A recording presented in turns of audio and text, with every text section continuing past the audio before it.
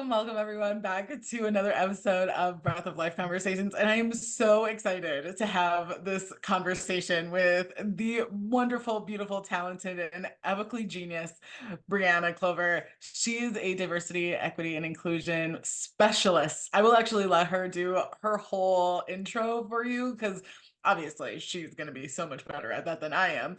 But we are going to be talking this time around about our feelings, our thoughts, our opinions, our expertise in her, more than mine, about women of all colors, all shapes and sizes, all nationalities being healers and what that means and what that looks like and all of that. So welcome. Have you even been on this show?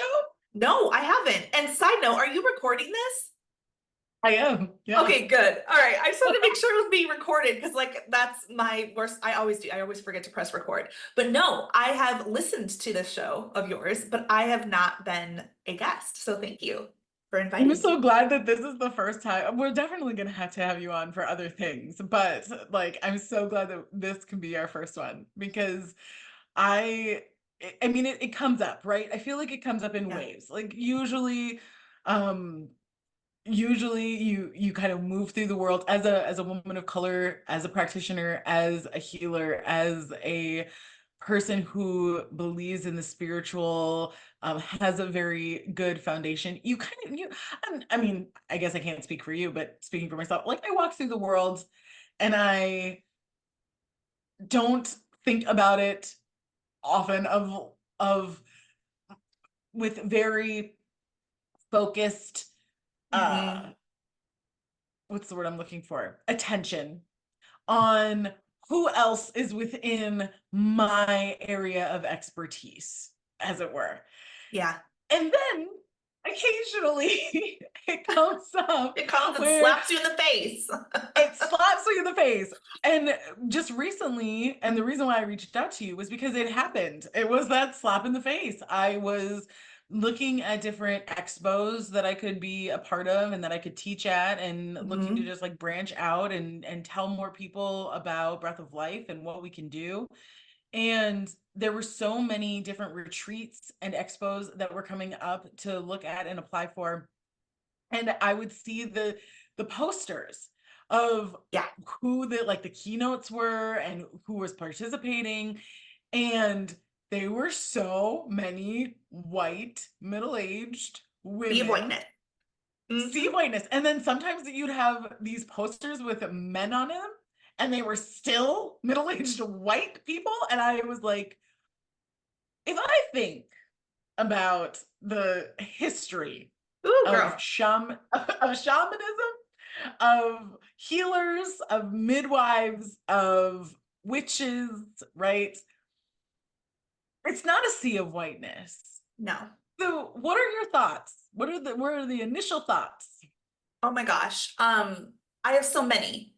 So first of all, I want to go back to something that you said in the very beginning, because you said something around expertise, and then you said more, like, I don't know exactly what you said, but it was like more you than me. And I just want to say that because I think part of this culture that we live in is there has to be letters after our name, or there has to be like years of training and experience. But the fact that you are a woman of color walking this 3D reality, this earth, and this human body, you are an expert of your experience. So I wanted to just put that out there. But you know, before you jump in on your thoughts, please, it's like, tell the audience who you are.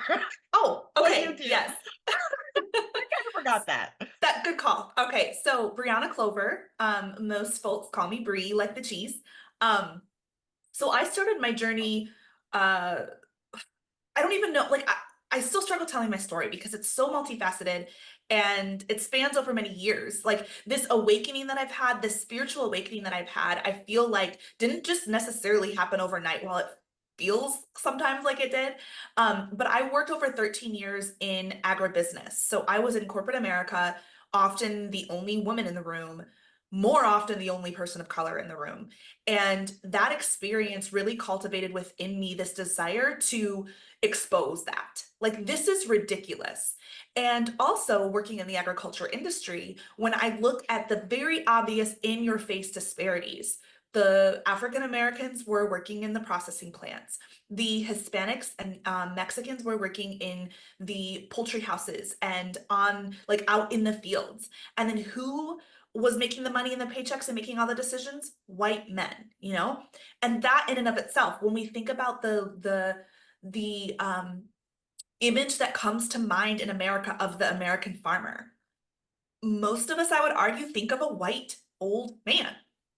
And We it's do. like, And why is that? Because it's not true. it's not true, but it has been created that way. When we think about the inception, like when America started, it was European men colonizing, the genocide of native peoples to this land, and the kidnapping and rape and torture and enslavement of people from their homeland in Africa. They brought with them knowledge of how to work the land. They had with them here knowledge of the land that was stolen, appropriated, and now who gets the credit for it, right? And so I think that that is the storyline of America. And it doesn't mean we have to sit and wallow in it, but I think knowledge is power here, and understanding the human constructs help us to show up in ways that create the world we know we are meant to have, to experience as humans in this 3D reality. So anyway, sorry, I'm kind of like going back and forth, but I worked over 13 years. Yes. And then I quit in the midst of the pandemic. I didn't know what I wanted to do, but I knew what I was doing wasn't it. And that was a hard decision because, again, I was the breadwinner of my household. My husband had quit his job and was taking care of our son full time. And I had the illusion of safety in corporate, right? And to quit that was really, really scary. But immediately, Spirit showed me the way. And so I started consulting. I started helping organizations. I started training in racial equity. I designed an assessment or co-developed one. And that's the work I did for a few years. And as part of that work, I naturally started decolonizing my own experience and belief system. And that is when my spiritual journey, or the next phase of my spiritual journey, began.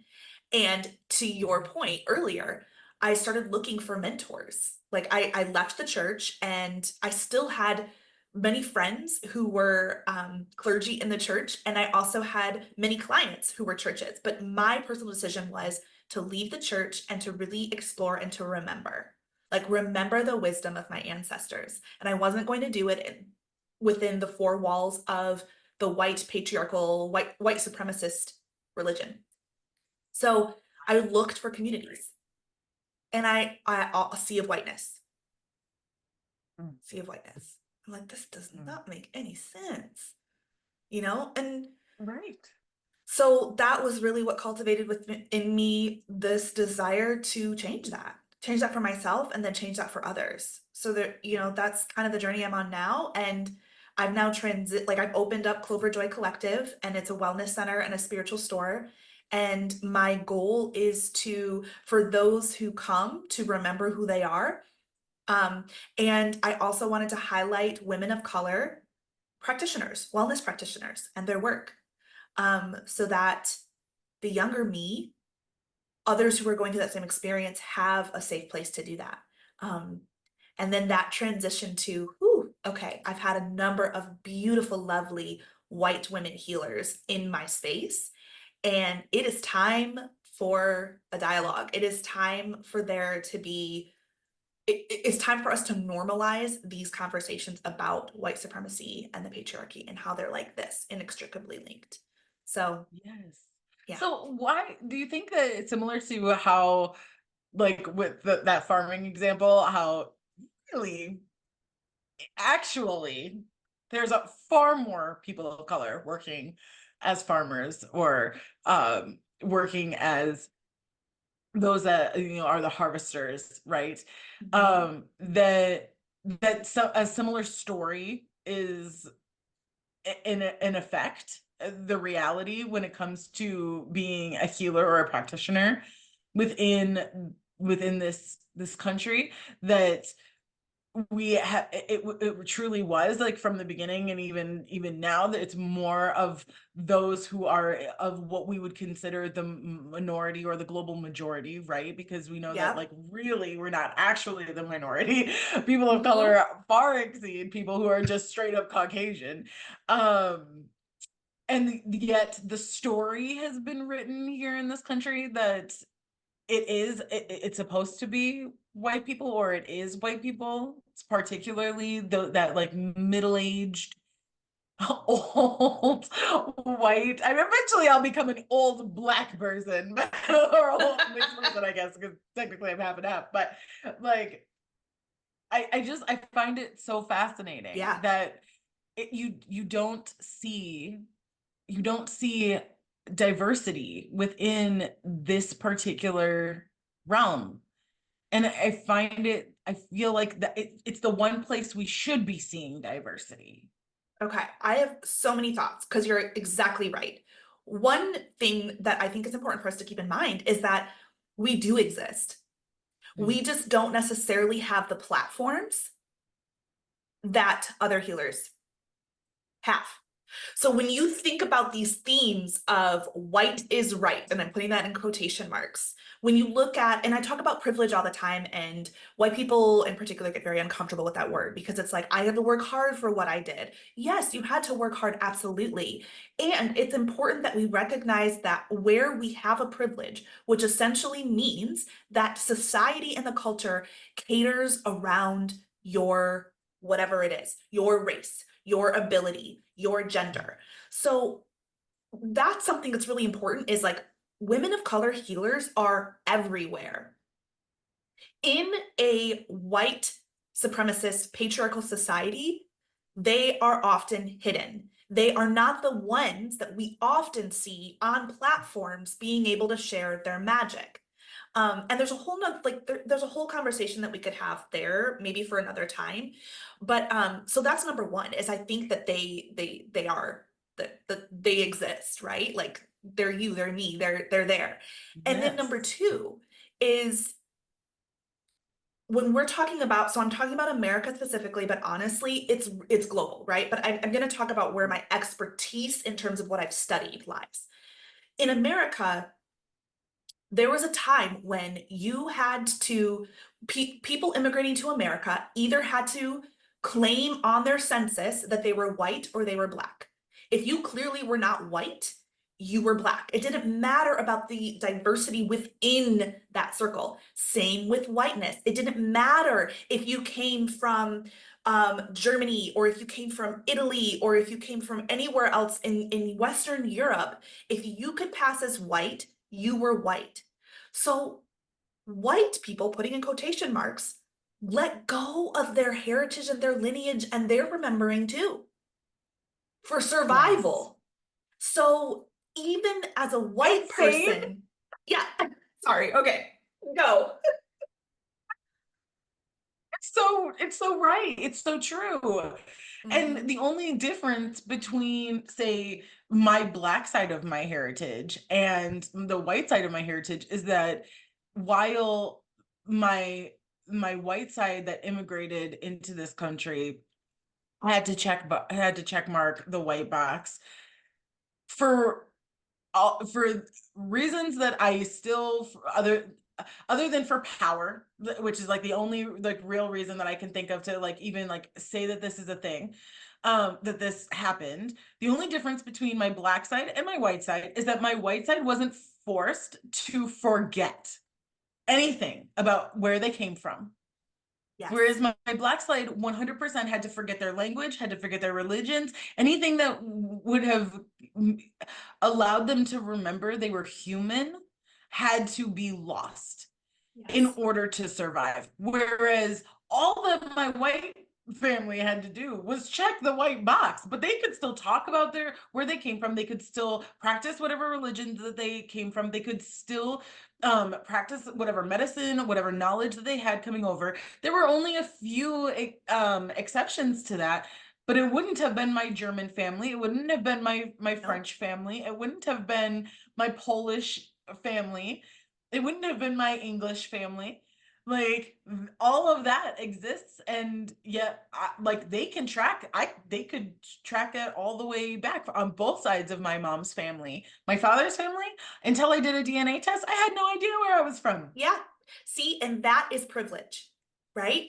That is privilege because there was an intentional erasure of indigenous and African indigenous, of the indigenous in Brazil, of the indigenous in America, an erasure of their knowledge, their wisdom, a kidnapping, a stealing, and appropriating. So you're exactly right. That is privilege.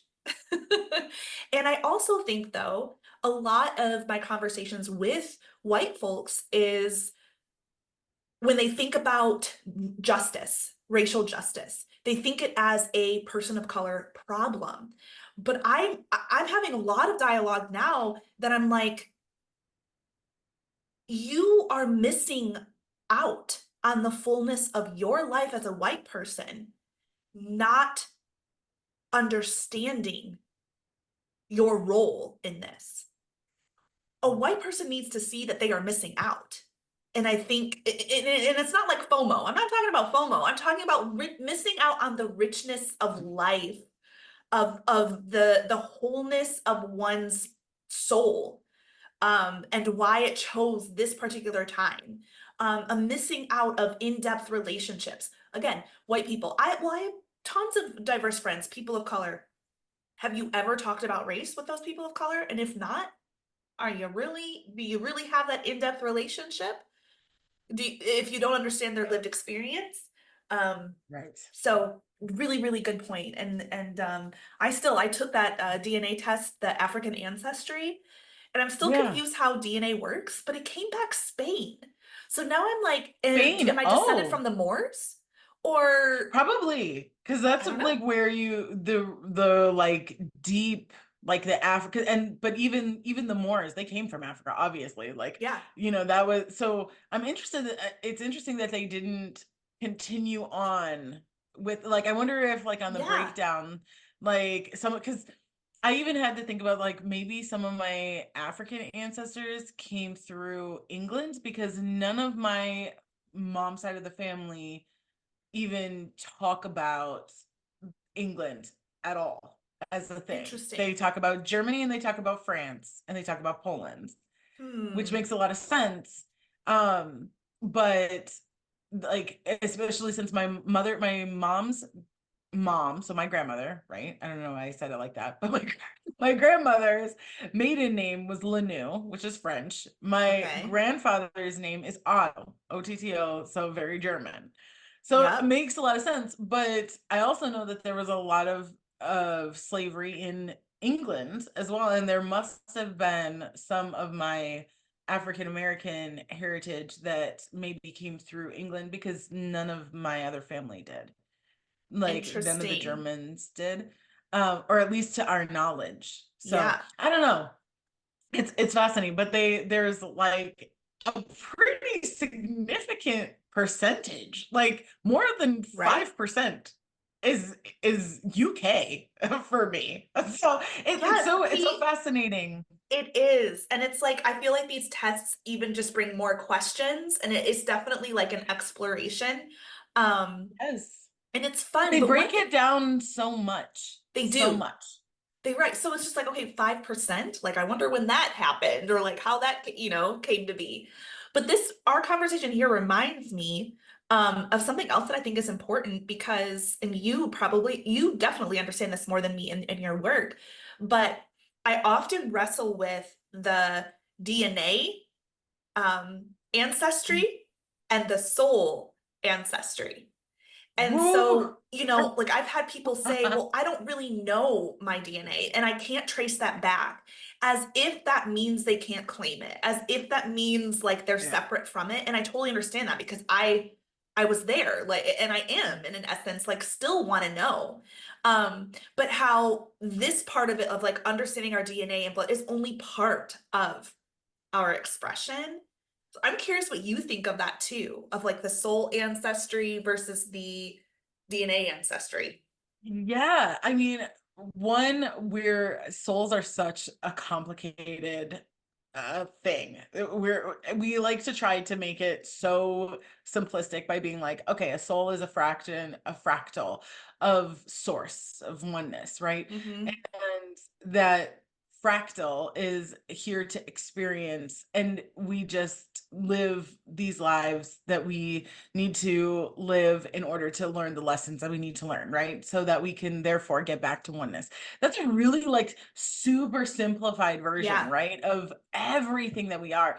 But in if we are truly like being, if we truly want to go into the complexity of it to see how this fractal is actually a fractal of a fractal of a fractal. Right. Not only do we have, so this DNA, the physical aspect of it is the thing that we use as like a storage system. So then our soul lineage basically utilizes the physical lineage, the DNA or the heritage, right? Um, to basically be able to see where there are different gifts that have been left inside of the physical form. Interesting. So Yeah. stuff is deposited into the DNA, into the lineage, into the blood. And that's why you see where souls will incarnate into the same bloodline because they've deposited things over time. Yes. And because of humanity being seeded, I mean, anybody who we won't get too deep into it, but like the idea that it took dinosaurs millions of years to evolve, right? And the basic mammalian animal took millions of years to evolve, and yet human history can be condensed if we like condense the entire world history onto a calendar Mm-hmm. that, you know, the formation of the earth took billions of years, so that you know, the giant reptilians, right, the dinosaurs took millions of years to evolve. Humanity only exists within like the last 30 seconds before the new Yeah. year. Like something has been messing with us. This could very Right. well be considered the quote like divine, you know, God said, I make Adam, I then take a rib from you and I make Eve. Sure, you can believe that. That's I think just as bad as me saying that there were aliens or another species out in the world that was had advanced technology, came and messed with our Yeah. physical structure to get us to advance at such a degree. I mean, in the Right. last 100 years alone, the amount of technological advances that have been made because of the Insane. human mind is insane. So, right, so whichever take you want to go with, but I truly believe that the DNA from a physical aspect is definitely a receptacle. It's a place for us to store things, and that our soul can store knowledge, gifts, all of that. And Yeah. that's what allows for us to continue to excel and continue to succeed as we go through. It's also the place where we store trauma, and I think more of Mm-hmm. the more work that sociologists and therapists and stuff have done in the last 50 years has been looking at that aspect of Yep. DNA and how, Yes. you know, we have such a thing as intergenerational trauma, right? And I'm interested and excited for a time when we stop looking just for the trauma and just like how that sits in our DNA and start looking for the gifts that sit in our DNA too. I'm not Absolutely. saying we need to stop looking at that. I think it's a very important uh topic of conversation. It's a very important thing for us to know and to understand. But I also think we've spent so much time researching that. And I think back to, you know, our point in this conversation of like looking at the healers, truly understanding that we're such a diverse diaspora, right? Even if we don't take it to Mm-hmm. just this space of, you know, healers being just minorities, right? If we look at the entire thing and just say, okay, all are welcome to the party. Come, please be Right. here. Let's talk, right? but looking and seeing at how do both halves of the coin, right? How does the trauma and the gifts that exist in the blood, how can we, use that to lift each other up? And then maybe we'd have less of this very prevalent, very in your face division, or disparity is a better word. Mhm. Disparity of healers and who they look like. Because I know so many people of color who are like, I'm looking for somebody like you. Like, I've been looking for somebody like you. And I'm like, well, we're here. Yeah, we're here. Well, and it's interesting too, because Resmaa Menakem, I study a lot of his work, and he talks about that. Like, he talks about trauma being literally in our DNA, as well as resilience, as well as our gifts, you know? And so I think that there definitely has to be a balance of those conversations. And I also think that what often happens is, and what I've seen, especially with a lot of conversations with white women, is talking about racism only further divides us. Talking about these things only further divides us. And if we think about them, we give them energy, and then we manifest more of that. And I think that that's too simplified of a perspective to have. Because if you think about our soul's journey, and I'm curious what you think about this, but this is how I've come to understand it, is that we are all fractals of source, and we come to earth to have a human experience so that we can have experience the myriad of emotions and and learnings and lessons that we possibly can, the good, the bad, the ugly, all of it is what our soul has come here to learn. And why does our soul want to learn that? It's a journey to return to source, to return to love, to experience the ultimate soul's essence of us all, which is love.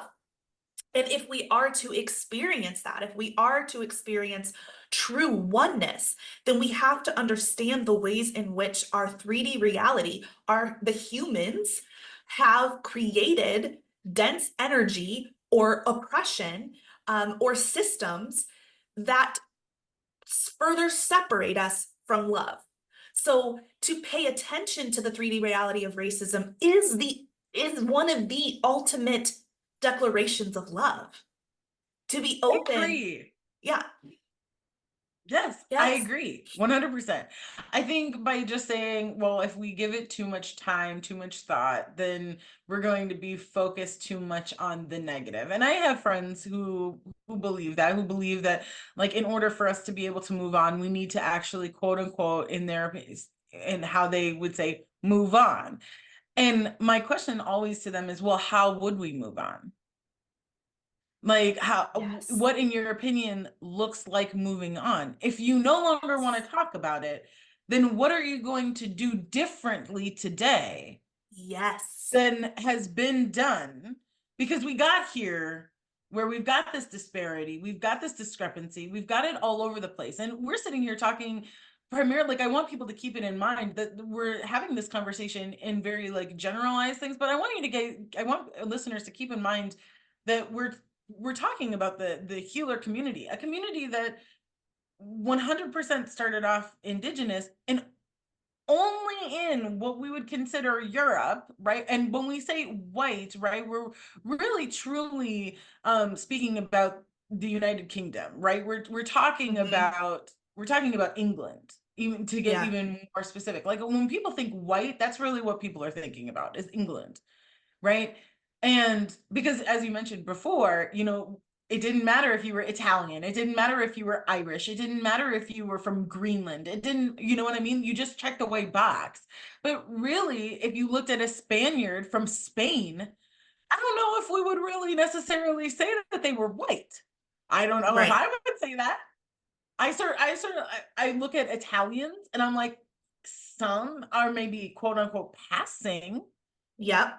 I don't know if I would categorize them as white.